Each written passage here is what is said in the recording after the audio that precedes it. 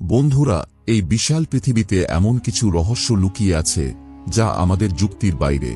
এমন কিছু ঘটনা ঘটে যা বিজ্ঞানও ব্যাখ্যা করতে পারে না।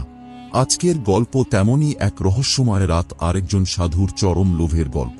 গল্পটা শেষ পর্যন্ত না দেখলে আপনারা বুঝতেই পারবেন না যে কেন সাধু কৌরব সেই রাতে এমন এক ভুল করেছিলেন যার পরিণাম তাকে সারা জীবন ভোগ করতে হয়েছে।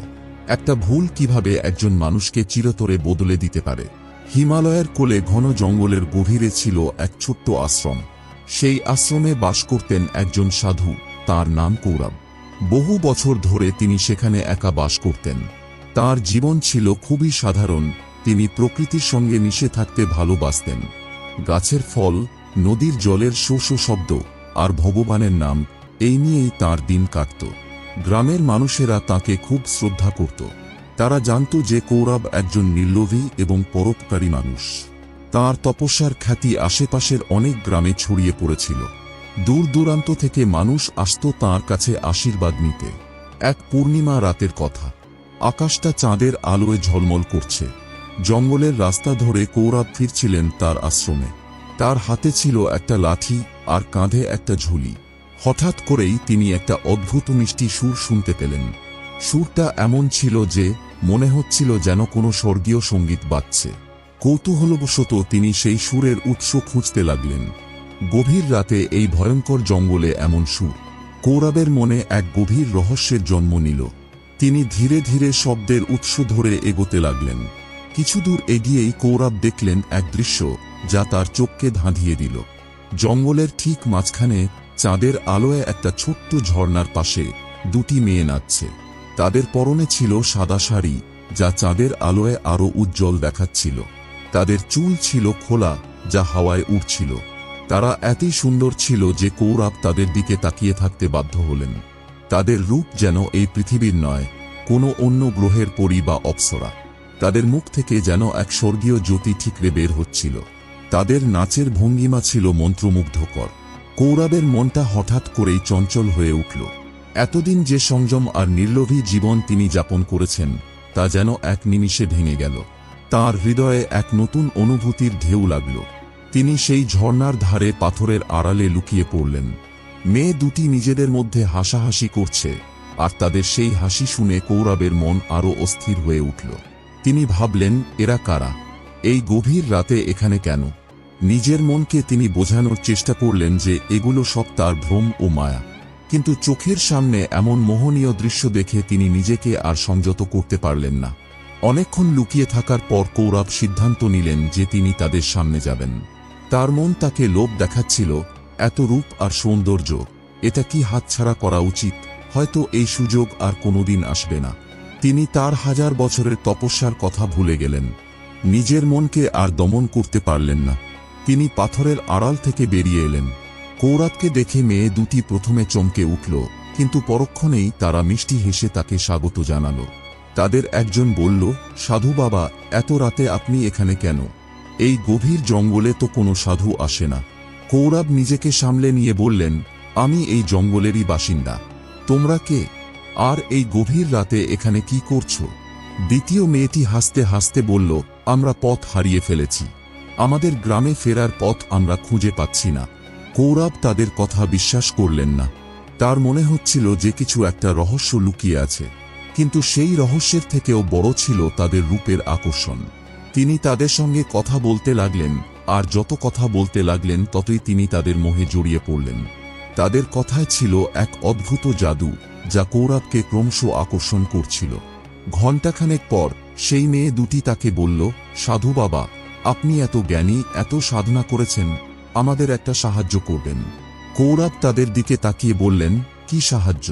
প্রথম মেয়েটি বলল, আমাদের গ্রামে ফেরার জন্য একটা মশাল দরকার। আপনি কি কিছু করতে পারবেন আমাদের জন্য? কৌরব বুঝতে পারছিলেন যে তারা তাকে ফুসলানোর চেষ্টা করছে, কিন্তু লোভ তার মনকে এতটাই গ্রাস করেছিল যে তিনি আর কিছু ভাবতেই পারলেন না। তিনি তার ঝুলি থেকে একটা ছোট কাঠ আর কিছু শুকনো পাতা বের করে মশাল তৈরি করতে লাগলেন। নিজের 1000 বছরের জ্ঞান এবং তপস্যাকে উপেক্ষা করে তিনি সেই মশাল জ্বালাতে শুরু করলেন। যখন তিনি মশাল জ্বালাতে গেলেন তখন একটা অদ্ভুত ঘটনা ঘটল। তার হাত থেকে মশালটা পড়ে গেল আর ঝর্ণার জলের একটা ছোট স্রোত এসে সেটা নিভিয়ে দিল। কৌরব অবাক হয়ে তাকিয়ে রইলেন। মেয়ে দুটি তার দিকে তাকিয়ে এক ভয়ঙ্কর হাসি হাসল। তাদের সেই হাসি শুনে কৌরবের বুক কেঁপে উঠল। সেই হাসিতে কোনো ভালোবাসা ছিল না, ছিল শুধু ঘৃণা আর অশুভ শক্তি। তাদের রূপ হঠাৎ করেই পাল্টে যেতে লাগল। তাদের সুন্দর মুখগুলো বিকৃত হয়ে গেল, চোখগুলো জ্বলজ্বল করতে লাগল। তাদের নখগুলো শিয়ালের মতো লম্বা আর ধারালো হয়ে গেল।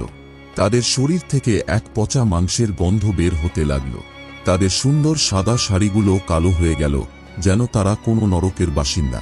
কৌরব ভয়ে কাঁপতে লাগলেন। তিনি বুঝতে পারলেন যে এরা কোনো সাধারণ মেয়ে নয়, এরা আসলে রাক্ষসী। তাদের উদ্দেশ্য ছিল কৌরবকে তার লোভের জালে ফাঁসিয়ে শেষ করে দেওয়া। দ্বিতীয় রাক্ষসীটি বলল, সাধু, তুমি তো নির্লোভী আর ধার্মিক ছিলে, কিন্তু তোমার লোভ আর কামনা তোমাকে শেষ করে দিল। আমরা তো অনেক সাধু দেখেছি, কিন্তু তোমার মতো লোভ আর কারো দেখিনি। আমরা তোমাকে শেষ করে দিতে পারি না, কারণ আমাদের একটা সাপ আছে। কিন্তু তুমি আজ থেকে আর সাধু থাকবে না। তোমার সব সাধনা, সব তপস্যা ব্যর্থ হয়ে যাবে। এই বলে রাক্ষসীরা এক ভয়ঙ্কর গর্জন করে অদৃশ্য হয়ে গেল। কৌরব সেই জায়গায় দাঁড়িয়ে রইলেন, সম্পূর্ণ স্তব্ধ হয়ে। তার সারা শরীর কাঁপছিল, কিন্তু ভয়ে নয়, তার নিজের ভুলের জন্য। তার লোভ তাকে সবকিছু থেকে বঞ্চিত করল। তার বছরের পর বছর ধরে করা তপস্যা, তার সুনাম, সব শেষ হয়ে গেল। পরের দিন সকালে গ্রামের মানুষরা যখন সেই পথে গেল, তখন তারা কৌরবকে দেখতে পেলেন এক পাথরের ওপর বসে আছেন। তার মুখটা ফ্যাকাশে আর চোখে কোনো জ্যোতি নেই। তার মুখে কোনো হাসি নেই, কোনো আনন্দ নেই। গ্রামবাসীরা তাকে জিজ্ঞেস করলেন, কি হয়েছে সাধু বাবা?